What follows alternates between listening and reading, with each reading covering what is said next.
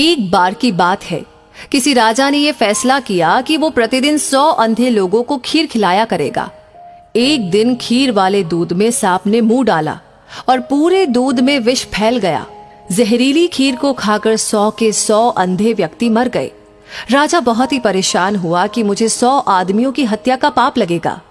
राजा परेशानी की हालत में अपने राज्य को छोड़कर जंगलों में भक्ति करने के लिए चल पड़ा ताकि इस पाप की माफी मिल सके। रास्ते में एक गांव आया। राजा ने चौपाल में बैठे लोगों से पूछा कि क्या इस गांव में कोई भक्ति भाव वाला परिवार है ताकि उसके घर रात काटी जा सके।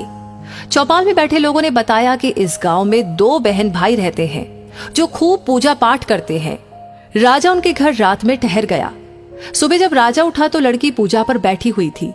इससे पहले लड़की का रूटीन था कि वो दिन निकलने से पहले ही पूजा से उठ जाती थी और नाश्ता तैयार करती थी। लेकिन उस दिन वो लड़की बहुत देर तक पूजा पर बैठी रही।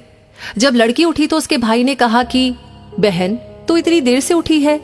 अपने घर मुसाफिर आया हुआ है, उसे नाश्ता करके दूर जाना है।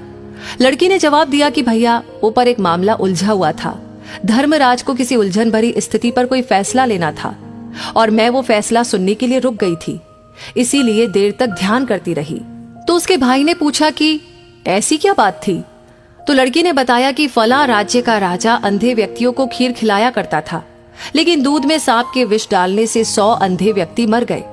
अब धर्मराज को समझ नहीं आ रहा कि अंधे व्यक्तियों की मौत का पाप राजा को लगे, सांप को लगे या दूध बिना ढके छोड़ने वाले रसोइये को लगे।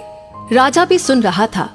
राजा को अपने से संबंधित बात सुनकर दिलचस्पी हो गई और उसने लड़की से पूछा कि फिर क्या फैसला हुआ। लड़की ने बताया कि अभी तक कोई फैसला नहीं हो पाया था। तो राजा ने पूछा कि क्या मैं आपके घर एक रात के लिए और रुक सकता हूँ? दोनों बहन भाइयों ने खुशी से उसको हाँ कर दी। राजा अगले दिन के लिए रुक गया, लेकिन चौपाल में बैठे लोग दिन भर यही चर्चा करते रहे कि कल जो व्यक्ति हमारे गांव में एक रात रुकने के लिए आया था और कोई भक्ति भाव वाला घर पूछ रहा था, उसकी भक्ति का नाटक तो सामने आ ही गया है। रात काटने के बाद वो इसलिए नहीं गया क्योंकि जवान लड़की को देखकर उस व्यक्ति की नीयत खोटी हो गई, इसलिए वो उस सुंदर और जवान लड़की के घर पक्के तौर पर ही ठहरेगा या फिर लड़की को लेकर भागेगा। दिन भर चौपाल में उस राजा की निंदा होती रही। अगली सुबह लड़की फिर ध्यान पर बैठी और रूटीन के टाइम अनुसार उठ गई। तो राजा ने पूछा, बेटी, अंधे व्यक्तियों की हत्या का पाप किसको लगा? तो लड़की ने बताया कि वो पाप तो हमारे गांव के चौपाल में बैठने वाले लोग बांट कर ले गए। तो निंदा करना कितना घाटे का सौदा है। निंदक हमेशा दूसरों के पाप अपने सर पर ढोता रहता है और दूसरों द्वारा किए गए उन पाप कर्मों के फल को भी भोगता है। अतः हमें सदैव निंदा से बचना चाहिए। दोस्तों, इस कहानी के बारे में आपकी क्या राय है? आप क्या सोचते हैं?